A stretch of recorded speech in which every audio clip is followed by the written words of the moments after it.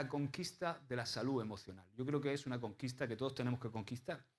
Siempre, cuando pensamos en conquista, pensamos que las grandes conquistas son cosas externas, ¿no? Como conquistar tu ministerio, conquistar lo que Dios tiene para ti, conquistar tu empresa, si Dios te ha llamado a tener una empresa. Pues no todos están llamados al ministerio.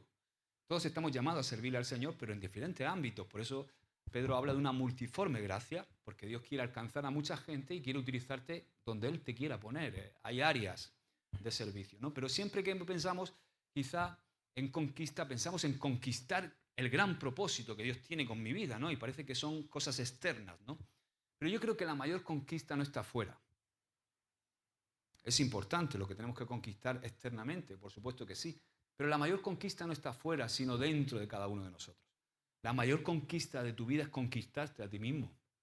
Conquistarte a ti mismo, conocerte a ti mismo, saber cuáles son tus carencias, cuáles son tus traumas, cuáles son tus heridas, conocer tu alma para poder avanzar hacia el propósito que Dios tiene con tu vida. Entonces la iglesia necesita entrar en una nueva tierra prometida. Esa tierra prometida es la salud emocional. Tenemos que conquistar nuestra salud emocional. ¿Cuántos habéis tenido un padre perfecto? ¿Habéis tenido todos un padre y una madre perfectos? Yo no he tenido un padre perfecto. Yo he tenido un padre que nunca he tenido duda desde que tengo uso de razón de que me amaba. Jamás he tenido duda de que mi padre me amaba, ni de que mi madre me amaba. Pero he tenido un padre, por ejemplo, que era muy exigente y eso creó en mí una necesidad constante de querer agradar a mi padre. O sea, yo vivía para ver la sonrisa de mi padre. Yo vivía para que él me mostrara su agrado. Constantemente, todo. Desde que empecé a competir muy joven en mi disciplina deportiva y él me llevaba a todas las competencias. Yo recuerdo momentos de ganar la competencia, quedar primero y llegar a mi padre y buscar a mi padre. Mi madre, ¡ay, que mi niño que haga! Y mi madre me daba igual. O sea, no me importaba lo que mi madre me dijera, ni mi abuelo, ni mi entrenador. Enseguida buscaba mi padre. Entonces mi padre, con su bigote, me miraba y decía, has quedado primero, pero en la primera curva te he visto ahí que has fallado y te has metido. O sea, era como siempre una exigencia, ¿no? Que mi padre parece que nada de lo que yo hiciera ganaba la carrera y cuando me bajaba del podio, que me habían dado la copa, me decía, está bien, has ganado, pero si, fíjate que en la primera curva, cuando te has metido ahí, tienes que meterte el tercero, porque si te metes el cuarto te cuesta mucho más. Y yo, pero si acabo de ganar, ¿no? Y era siempre como una exigencia. Mi padre era un hombre así, ¿no? No tenía esa sabiduría, ¿no? Quizá para manejar eso de distinta manera o hacerme ver, wow, qué bueno, pongo en valor lo que has hecho, hijo, has ganado. Y entonces quizás en ese momento toca eso, pero a lo mejor durante la semana, cuando él estaba yo en los entrenamientos, dice, oye, ¿has probado a meterte tercero? Quizás te cuesta menos. ¿Entiendes? Al final es tener sabiduría, ¿no? Entonces, ¿qué pasa? Que yo siempre estaba mendigando la aprobación de mi padre. Eso es una cosa que es una merma en mi alma. Cuando yo llego al Señor, empiezo mi relación con Dios y me doy cuenta que estoy repitiendo el mismo patrón que con mi padre. O sea, estoy viviendo constantemente para buscar una aprobación que no es real, porque Dios no está buscando lo que yo hago o cómo lo hago, porque yo ya he sido aprobado en Cristo. Entonces, desde esa libertad de saber que yo ya he sido aprobado, no por lo que yo hago, sino por lo que hizo Jesús en la cruz, es desde que yo tengo que aprender a servir al Señor en esa libertad, no mendigando aprobación, sino, Señor, desde una relación sana con Dios. ¿Qué pasa? Que muchas veces las vivencias que hemos tenido con nuestros padres las trasladamos también a nuestra relación con Dios y nuestra alma está herida y no lo sabemos. Estamos mal, pero no lo sabemos. Entonces son cosas que Dios tiene que sacar para sanar en nuestra vida, porque si no, luego no le servimos bien, servimos desde nuestra herida y duplicamos el error. Como pastor, si yo no sano eso, voy a exigir de las ovejas que sean así también. ¿Entendéis? Y eso es algo que Dios... He puesto un ejemplo, pero yo tengo muchas mermas en mi alma. No sé si tú. Pero yo, claro que sí, en mi crianza, muchas inseguridades. Por ejemplo, he tenido que batallar mucho con yo era muy competitivo. De hecho, Juan a veces me lo dice también. Dice, es que eres muy perfeccionista, porque soy muy competitivo. O sea, yo compito a todo. En mi naturaleza carnal compito a todo, ¿no? Yo, por ejemplo, estoy con mi hijo y digo, te echa una carrera hasta allí. Porque quiero ganarle. ¿Entendéis? Y no dejo ganar ni a mi hijo. Entonces, pero eso son cosas que son buenas, pero al mismo tiempo pueden ser malas. Yo tengo que saber cuáles son mis carencias en ese momento, ¿no? La competitividad puede ser buena, pero puede ser un arma de doble filo. ¿Por qué? Porque no sabes perder, porque tengo mal perder, porque no tengo la humildad suficiente para reconocer que hay otro mejor que yo. Y eso te afecta, ¿entendéis lo que quiero decir? Entonces, tú tienes que aprender a conocerte, porque tu crianza, tu forma de vivir, tu propio temperamento, que es algo que heredamos, forma el ser que eres y a veces ese ser integral que forma todo lo que somos tiene que ser redimido por Cristo. Tiene que ser transformado por Jesús. Entonces, lo que hablábamos hace una semana, ¿no? A veces el discipulado de la iglesia no es que haya sido malo, pero el discipulado tradicional no ha formado realmente a las personas. Le ha dicho a las personas lo que tienen que hacer, pero no las ha formado. Hay mucha actividad, hay muchísima enseñanza, muchísima, no sé, no hace falta que ni siquiera, no te hablo ya de la enseñanza que hay en el púlpito de APR en todas las iglesias, pero te metes en internet, te metes en cualquier sitio y ahí tienes enseñanza para aburrirte. Pero lo que observo que muchas veces hay mucha enseñanza, pero hay poca transformación de lo que es el carácter, del corazón, de las emociones, que muchas veces las tenemos a flor de piel. Entonces muchas veces en ese, por llamarlo así, no me gusta llamarlo así, pero por llamarlo así, ese discipulado tradicional de la iglesia, enseñamos lo que un discípulo hace, pero no lo que un discípulo es. Y es muy importante. Por eso el primer punto hoy es que la madurez espiritual es inseparable de la salud emocional. Y fijaos cómo Jesús lo expresó. Porque Jesús tomó un texto del Antiguo Testamento y lo aplicó. Y dijo en Marcos capítulo 12, 30, 31, dice, amarás al Señor tu Dios con todo tu corazón, con toda tu alma, con toda tu mente y con todas tus fuerzas. Y termina diciendo en el verso 31, y a tu prójimo como a ti mismo. O sea, ¿qué quiere decir? No podemos amar a Dios y no podemos amar a los demás si no estamos espiritualmente sanos, si no estamos emocionalmente sanos. Un corazón que está herido, un corazón que es inmaduro, un corazón que está lleno quizás de miedos, temeroso. Por ejemplo, esa competitividad que tengo yo es miedo a perder. Miedo a perder. O sea, no soporto la idea de perder. ¿Entendéis? Entonces, claro, si yo no sano esos temores que muchas veces tenemos, si no sanamos quizá ese sentimiento de culpabilidad que muchas veces tenemos también, que estamos llenos de culpa, todo eso limita nuestro discipulado y nuestro crecimiento y nuestro desarrollo espiritual. Entonces, no puede haber una verdadera madurez espiritual si nuestra alma está emocionalmente rota, si está inmadura, si es un alma que no hemos trabajado. Y muchas veces no trabajamos el alma. No trabajamos porque vamos a 1000 por hora, no tenemos tiempo. Yo no tengo tiempo para pararme con Elizabeth y tirarme media hora en que ella se abra conmigo o con Ruth y que diga, me pasa esto, me pasa. Vamos a trabajar ahí. O con Juan, o con Gina. Tenemos que trabajar esas áreas para poder servirle al Señor sano. Y ¿sabes? Estoy muy contento porque hemos empezado esto. Bueno, yo voy a ser realista, ¿vale? No quiero que te ofendas. En Huerca Lovera me llevan loco. O sea, no sé si en la primera pregunta me han contestado, yo creo que el 90% de la iglesia. Estoy contestándole individualmente a cada uno, estudiando su caso, todas las cosas que me han dicho, y voy que no me da tiempo. Y voy a ir contestando a todo el mundo.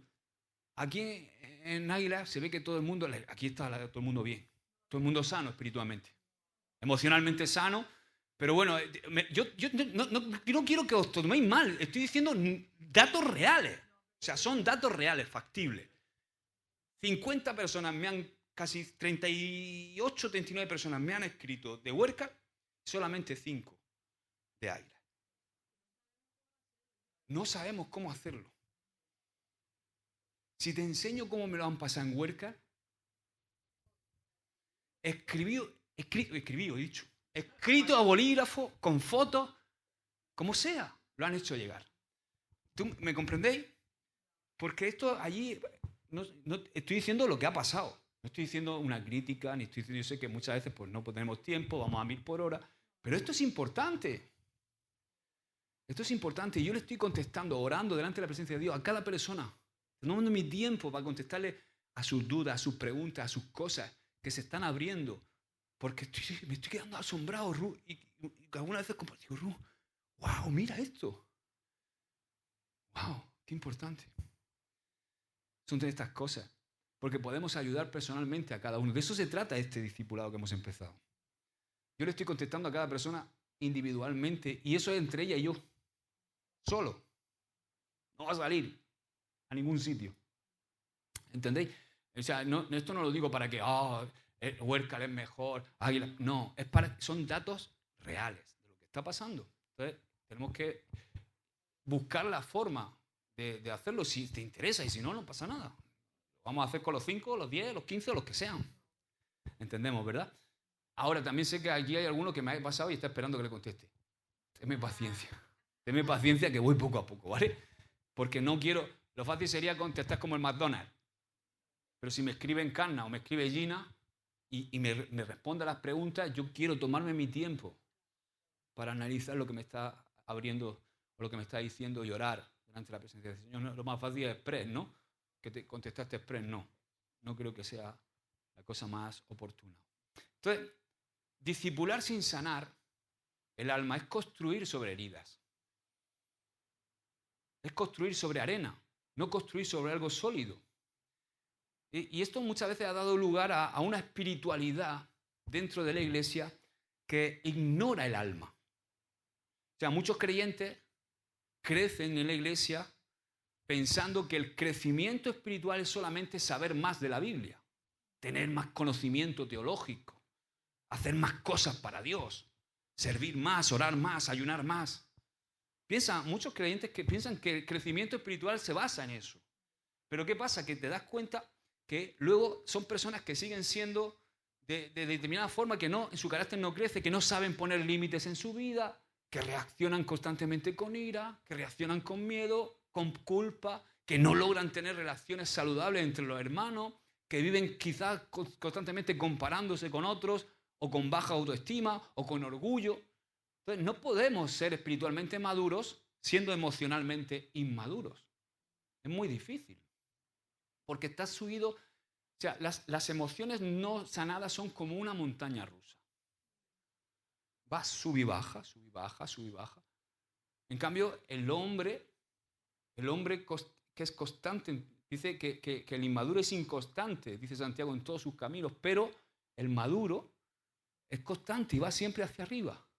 No es que, un pico para arriba, un pico para abajo, no, sino progresivamente creciendo. Por eso lo que Jesús enseña, mira, la siguiente diapositiva, vamos a ver, porque Jesús conecta el amor de Dios con todo el ser. En Marcos 12 que acabamos de leer, versículo 30-31, Jesús conecta el amor a Dios con todo el ser. Habla del corazón, donde están nuestras emociones, habla del alma, que es nuestra identidad, es nuestra esencia, habla de la mente, que son nuestros pensamientos, nuestras creencias, y habla de la fuerza, que tiene que ver con nuestra voluntad y con nuestras acciones. Ahí está integrando al ser completamente Jesús. Entonces, Él une y luego conecta ese amor con el amor al prójimo. Y también con el amor a uno mismo, que es muy importante. ¿Qué implica esto? Bueno, esto implica que amar a Dios y al prójimo, para amar a Dios y al prójimo se necesita una relación sana con uno mismo. Por ejemplo, un líder o un discípulo que tiene el alma dañada no sabe recibir muchas veces ni dar amor correctamente. O quizá confunde aprobación con amor. Eso es terrible. ¿Por qué? Porque entonces te encuentras a gente que solamente cuando siente la aprobación se siente amada, pero cuando se siente corregida no se siente amada. Entonces busca constantemente la aprobación, pero muchas veces la aprobación no es síntoma de amor. Porque quizás tu pastor te está amando más y te está corrigiendo que si te está aprobando lo que estás haciendo mal. Entonces, o son gente o discípulos que sirven desde la necesidad de ser constantemente valorados, ¿no? No encuentran su identidad en Cristo, su valor en Jesús, ¿no? O que van sobrecargados constantemente de trabajo por miedo a fallar, en lugar de por pasión por el reino de Dios. Yo me he encontrado así. O sea, esto hay que hacerlo, tengo que hacerlo. Ay, qué miedo, miedo. Por esa competitividad que tengo de siempre hacer. O sea, y me doy cuenta que lo que estoy intentando hacer es que voy sobrecargado por miedo a fallar en lugar de por pasión por Dios. Que es la que tiene que ser el motor que nos mueva. O sea, yo he hecho mucho más trabajo por pasión, por Dios, he ido menos sobrecargado haciendo más que cuando ha sido todo lo contrario, he ido sobrecargado por miedo a fallar. Es cuando me bloqueo. Es cuando ahí sale mi carne, salen mis defectos, ¿no? Y yo tengo que siempre entregarle al Señor, como decía David, examíname constantemente.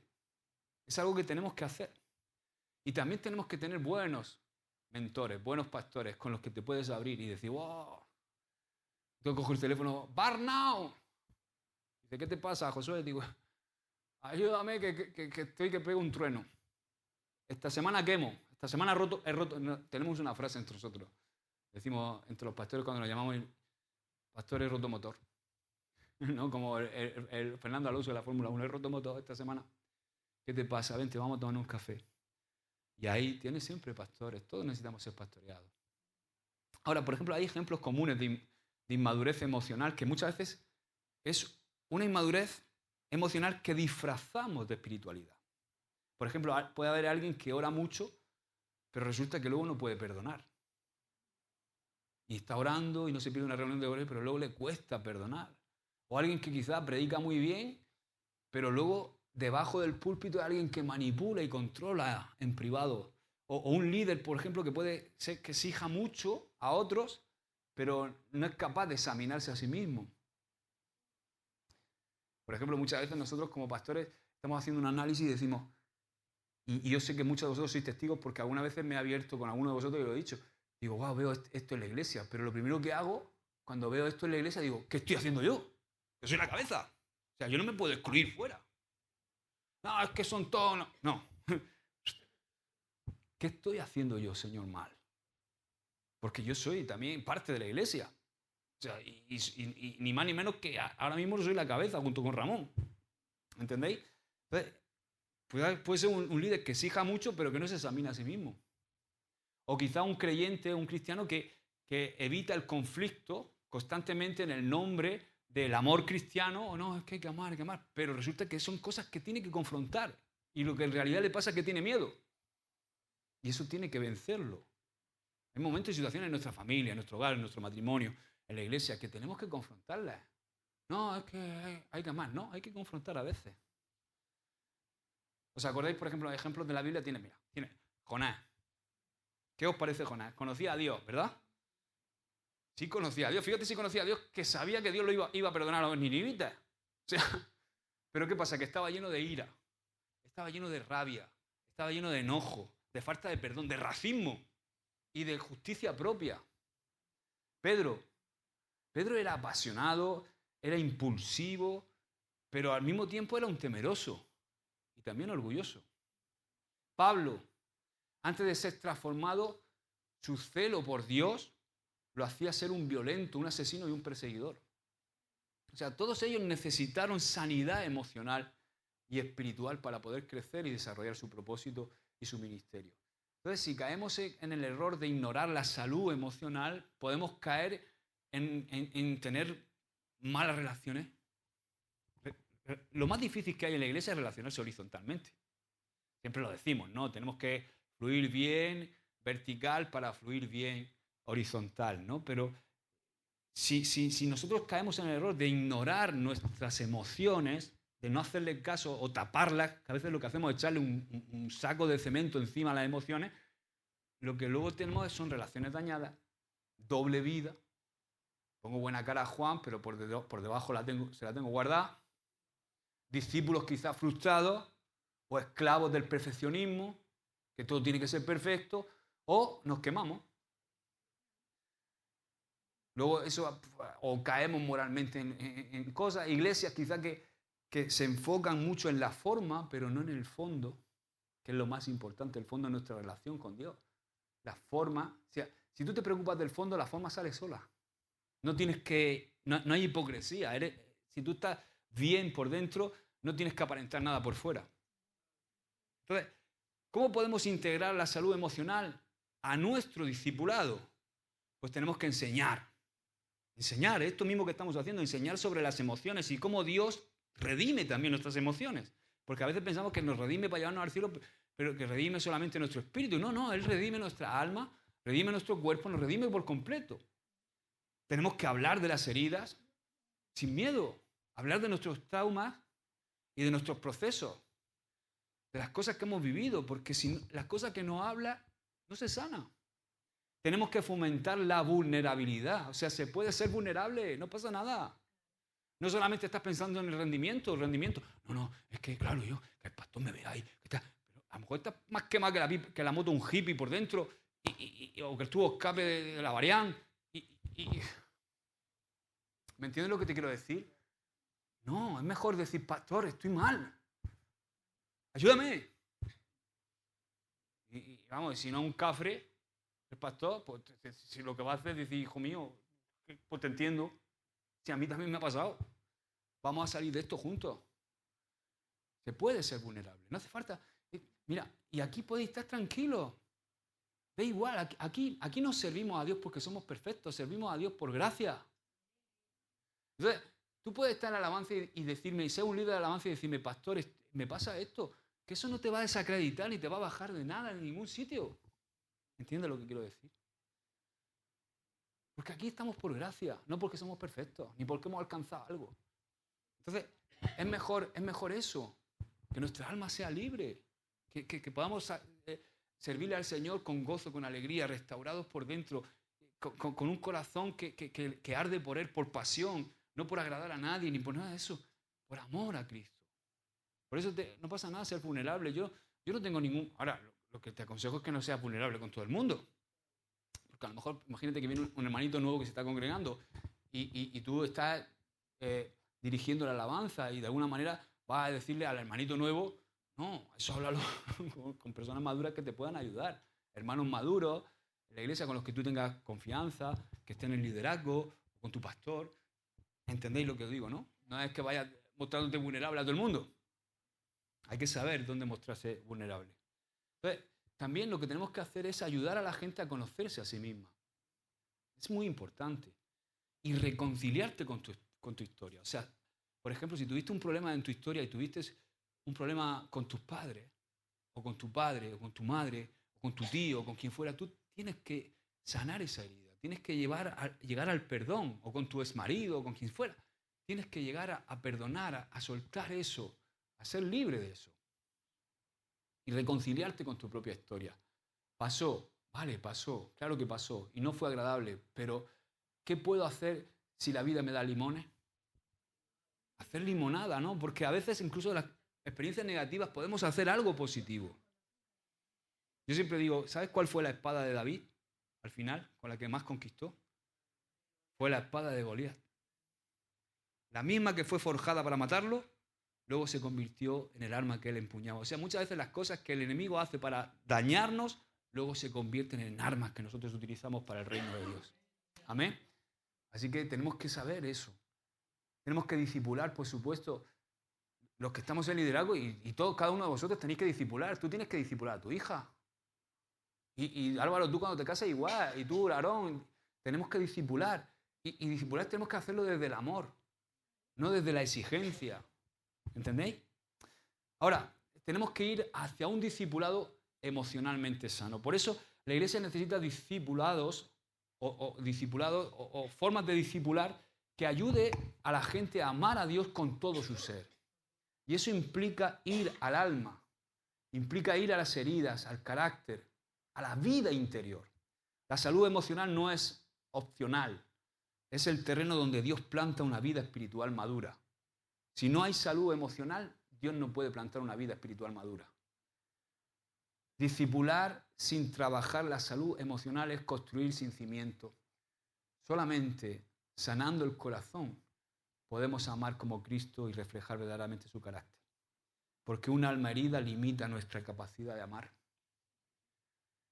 También limita nuestra capacidad de obedecer a Dios y de servir como Él quiere que sirvamos.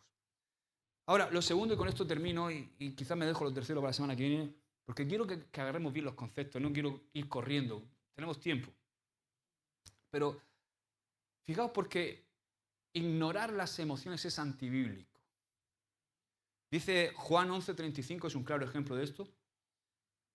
Es el versículo más corto de la Biblia. Dice, Jesús lloró.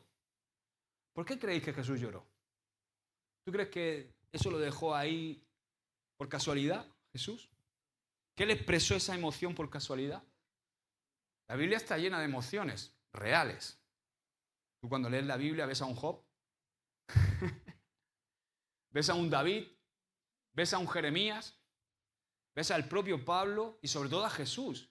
Ellos vivieron emociones intensas y las expresaron con libertad.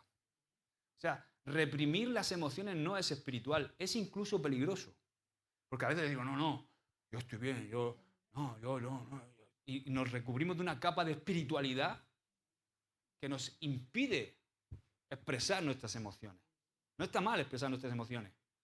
Está mal que las emociones nos controlen o que nos lleven por un camino malo, pero las emociones son buenas, las emociones son avisadores, que nos avisan de que algo no está bien o de que algo está bien, porque también hay emociones buenas, ¿no? Entonces, las emociones no son un obstáculo para la vida espiritual, son parte esencial de nuestra humanidad creada por Dios. Entonces, ignorar las emociones, reprimirlas o despreciar las emociones no es un signo de madurez, sino es un signo de desconexión de lo que Dios diseñó. Jesús, como he dicho, lloró. Él es nuestro modelo por excelencia de lo que es una persona emocionalmente sana. Es Jesús. Fijaos porque el versículo, como he dicho, más corto de la Biblia, dice que Jesús lloró. ¿Pero tú crees que Jesús lloró porque le faltaba fe? ¿Jesús lloró porque había perdido el control de la situación? ¿Tú crees que él lloró porque dudaba del Padre? No. ¿Sabes por qué Jesús lloró? Él lloró porque amaba. O sea, Jesús lloró por amor. Porque él, al ver la pérdida de su amigo Lázaro, al ver lo que la muerte estaba causando en el hombre, sintió un dolor por el ser humano, como diciendo, Señor, todas estas cosas son las cosas que luego afirmaron a Jesús para ir a la cruz. Dice, estoy harto de lo que la muerte produce en el ser humano. Amo al ser humano y me afirmo y voy a ir a la cruz para vencer a la muerte. ¿Entendéis, verdad? Él lloró porque tenía un alma sensible. Jesús era sensible. Lo vemos constantemente en la Biblia. Entonces, ¿cómo nosotros vamos a pretender ser como Jesús si ignoramos el mundo emocional que Él mismo encarnó? Porque Él se hizo hombre. Amén. Entonces, hoy día muchas veces existe una espiritualidad, yo lo he visto y esto lo he vivido yo, no en APR, pero sí lo he vivido donde fui criado de pequeño en la iglesia. Por ejemplo, había una espiritualidad tremenda. Ahí ibas con fiebre y con todo. ¿Estás bien? No, estoy sano en el nombre de Jesús. Estás sano, tiene un gripazo encima, macho, que estás para ingresarte. Pero no, había que estar sano. Había que aparentar que todo iba bien, ¿no? Entonces, en muchos entornos cristianos, a veces se ha predicado un evangelio estoico. Rígido, sin alma. No sientas, solo cree. No llores, declara victoria. No te quedes llorando. Te sientes mal porque ves a alguien llorando, ¿no? No te quejes, alaba. ¿Verdad? Incluso nosotros lo hemos predicado. Cambia la quejabanza por la alabanza, ¿no? Pero a veces hay emociones que están ahí. Y Dios es sabio. Porque Dios no... Fíjate, hay un versículo que el otro día lo compartimos en la radio. Dice, airaos, pero no pequéis.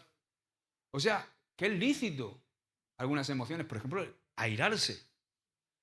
Ahora, Dios tiene siempre... Tiene un baremo, ¿no? Airaos, pero no pequéis. No se ponga el sol sobre vuestro enojo. O sea, Jesús está diciendo ahí, no dejéis pasar 24 horas con vuestra ira. ¿Por qué? ¿Qué pasa con la ira? Que si le das lugar más de 24 horas, ¿qué pasa? Que empieza a engendrarse algo dentro. Entonces, por eso dice, no se ponga el sol. O sea, tú, por ejemplo, tú discutes con tu mujer por la mañana a las 11 y te vas para el trabajo y vas, la mujer, señor, no hay quien la entienda, y tal, y tal. Y es normal que te pueda llegar a irar, incluso ella contigo. Pero ¿qué pasa si tú no solucionas eso? En el tiempo que Dios dice. Dice, no pequéis, o sea, no se ponga el sol. Tienes que solucionarlo. ¿Por qué? Porque si tú lo dejas ahí y no lo solucionas y pasa un día, eso va cogiendo kilos. Y al segundo día ya dices tú, mírala, no me habla. Y empiezas a locubrar más de la cuenta. Y empiezas, y al final, de una cosita que se puede solucionar, haces una montaña. Que la mente vuela. Igual con cualquier persona, igual en cualquier relación, no solamente en el matrimonio. Entonces, el Señor dice, vale, la emoción de airarse está bien. Es lícito coger bronca. Pero que no se ponga el sol. No peque. No, que no vaya más allá de 24 horas. Amén, ¿entiendes, verdad? Pero ¿qué pasa? Que hay una especie de muchas veces de espiritualidad que quiere negar las emociones, ¿no? No te quejes, alaba, no llores. ¿Qué haces llorando, hombre? Los hombres no lloran. Declara victoria. Ya, declara victoria, pero estoy pasando por un proceso que me aflige. Yo sé que Dios está en el cielo y que Dios me sustenta, pero déjame, porque esto es duro. Por ejemplo, mi mujer, la experiencia que hemos vivido con Rubén hace poquito, cuando te dicen que le van a cortar el pie, la primera noche diciéndote que vamos a ver cómo reacciona al antibiótico, imaginaos qué noche pasé. Pues lloramos allí, abrazaba a nuestro hijo, ¿y qué pasa? ¿Que soy menos espiritual? ¿Porque lloro con mi hijo? ¿Porque lloro con mi mujer?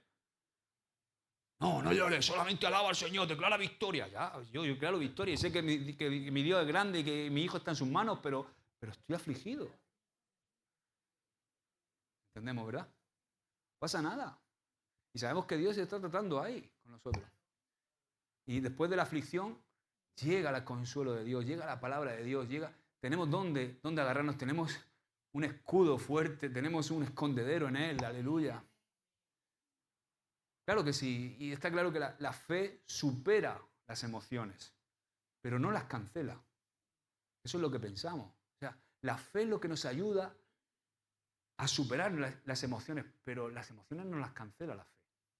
La fe las redime, las ordena, las pone en su justa medida, las guía, pero no las niega.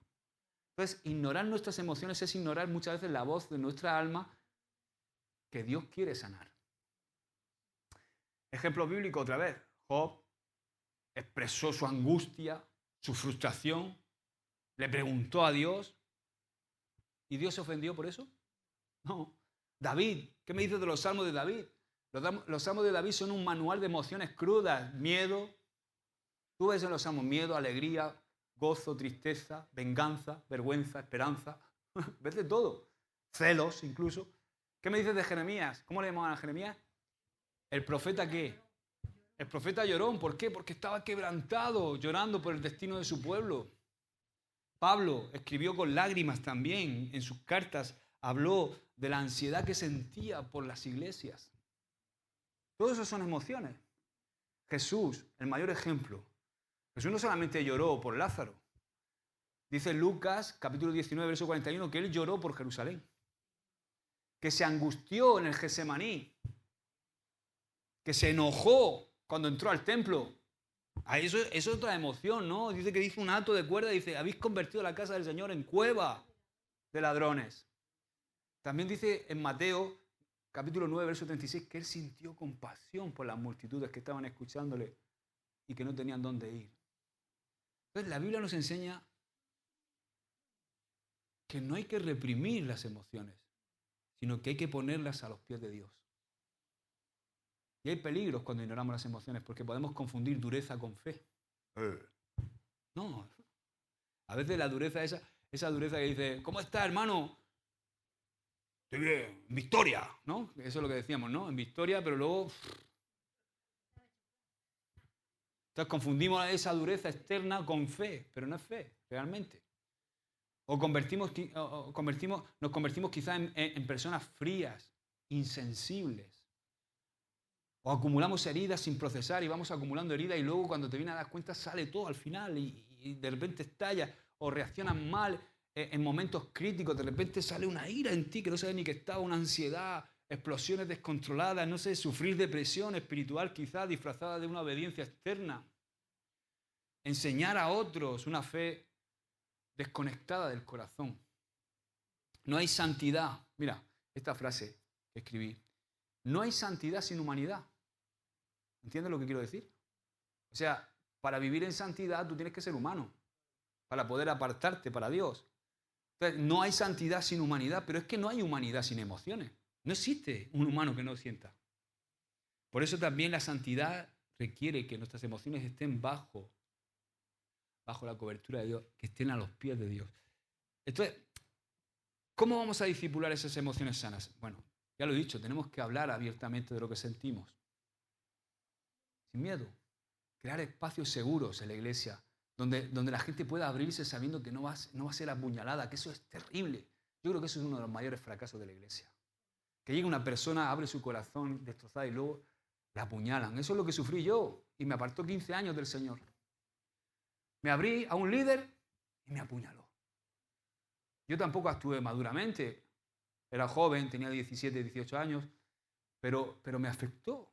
Y yo tenía que haber ido a Dios, pero en ese momento no tenía la madurez que quizá otro tiene para decir, bueno, este hombre me ha traicionado, pero Dios no traiciona, ¿no? Pero yo en ese momento era un joven que idealizaba a su líder. Entonces, tenemos que crear esos espacios seguros donde donde la gente no apuñale a la otra. ¿Para qué? Para poder procesar el dolor, para poder las dudas. Se vale dudar. No, tú no puedes estar en la iglesia con una duda. ¿Tú me entiendes? Y más si es una duda que se puede contestar, porque algunas veces me dicen, pastor, pastor, yo tengo esta duda y me quedo yo, pues, tienes la misma que yo. Porque yo tengo un montón de dudas. Lo que pasa es que tengo una relación con Dios y sé que Él es real y sé que no lo voy a saber todo, pero sé que un día se van a disipar todas las dudas que tengo, pero se vale dudar. Muchas veces yo llega a mi hijo y dice, papá, ¿cómo puede ser esto? Digo, ahora que lo dices, no lo había pensado. Yo sé que el Señor tiene la respuesta, pero a lo mejor te la revela hoy, o mañana, o pasado, o no te la revela. ¿Entendéis? Pero eso no hace que Dios deje de ser Dios. Entonces, tenemos que generar eso, ¿no? Que discipular también con empatía a la gente. No solamente con corrección. No, empatía. Ok, está haciéndolo mal, pero vayamos al fondo. ¿Por qué? Porque yo estoy convencido que ninguno queréis ser malo. Ni yo tampoco. Y a lo mejor estoy haciendo algo mal, pero no es porque sea malo. Es porque hay un fondo que yo tengo que sacar y decir, oye, ¿por qué reacciono así? Pero no, vamos directamente a cortar la rama. ¡Ah! Esto, tu mal carácter, la ira, ¡pah! La cortamos. No, vamos a la raíz de por qué sale la ira. Pues si cortas la rama, vuelve a salir. Si arranca la raíz, ya no sale. Por eso es importante la empatía, entender, buscar ese marco donde podamos ayudar a la gente, enseñar a orar, como hacía David, ¿no? Con el alma abierta, Señor, examíname. Tenemos que ser líderes que modelen vulnerabilidad y no perfección. O sea, yo no quiero que me veáis a mí como un pastor perfecto, un hombre perfecto. Yo no lo soy. Quiero que aprendáis también de mi vulnerabilidad. Yo en este espacio quiero a veces abrir también mis cosas para que entendáis que yo también tengo que ser sanado de muchas cosas. Abrir mi alma. Esto es de vosotros hacia mí y de mí hacia vosotros. Estaba contestándole a una hermana en Nueva York antes de que pasara lo de Rubén. Y yo le decía, hermana, ¿sabes qué? A mí me pasa exactamente lo mismo que a ti. No tengo problema en decirle, me pasa, tengo esas dudas a veces existenciales y paso por esos momentos y quiero que sepas que tu pastor también pasa por ahí. Y ella me mandó un audio con lágrimas diciendo, pastor, gracias por lo que me estás diciendo, porque me consuela. Claro que sí. Si son tus luchas, a veces son las mismas que las mías. Eso nos ayuda Ahora, hay peligros cuando ignoramos las emociones. ¿Por qué? Porque podemos, lo que he dicho antes, ¿no?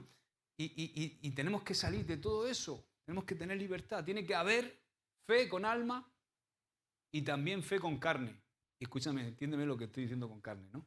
¿Por qué? Porque la fe cristiana no es una anestesia de las emociones. Es una sanación progresiva del alma. ¿Entiendes? Del alma por completo.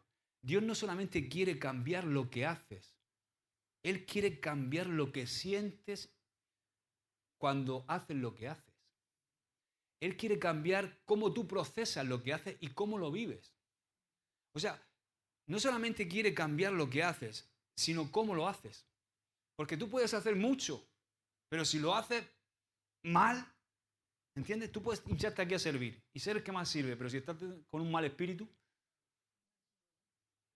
no sirve. O sea, por eso lo que Él quiere cambiar no solamente es lo que haces, sino lo que sientes cuando lo haces. Que lo hagas con gozo. Que lo proceses de una forma correcta. Que lo vivas sabiendo apreciar lo que estás haciendo.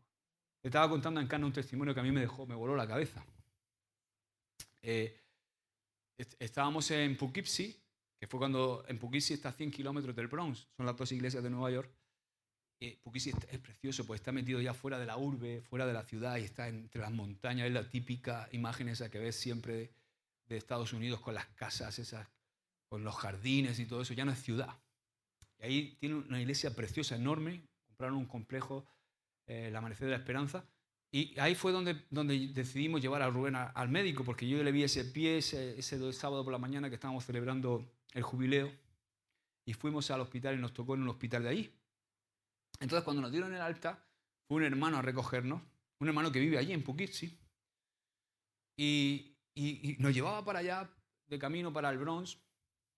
Íbamos hablando, compartiendo, y me dice: pastor, yo vivo en Poughkeepsie a 100 kilómetros, pero voy 4 veces a la semana a las reuniones del Amanecer en el Bronx. Yo pensando, digo, madre mía, porque hacer 100 kilómetros aquí en España no es como 100 kilómetros allí. Tú no te puedes imaginar el tráfico. O sea, hacer 5 kilómetros en Nueva York es 1 hora.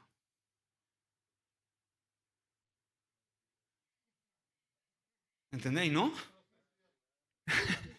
Entonces, el tipo me dice: yo vengo 4 veces a la semana. Y ahora, pastor, estoy contento porque Dios me ha bendecido, porque me han aceptado en el grupo de intercesión y puedo venir los jueves a las 4 de la mañana a interceder. Mi mujer me mira. ¿Esto es real? No es una crítica. ¿Entendéis lo que quiero decir? O sea, que él lo ve, no lo ve como una carga. El pastor, ¿tú crees que el pastor ha puesto la intercesión a las 5 de la mañana? Vivo a 1/4 de hora, me tengo que levantar a las 5 menos cuarto. No, este tipo tiene 1 hora y cuarto, 1 hora y media más de camino. O sea, que si intercede a las 4 de la mañana, se levanta a las 2 y entra a trabajar a las 7. O sea, pero él dice: el Señor me ha bendecido y ahora me han aceptado en el grupo de intercesión. O sea, el tipo estaba llamando: aceptadme en el grupo de intercesión, por favor. Y yo digo, wow, qué impresionante, ¿verdad? Así tienen luego la reunión de intercesión. Ellos tienen un sistema de intercesión de 24 horas que van cubriéndose por horas.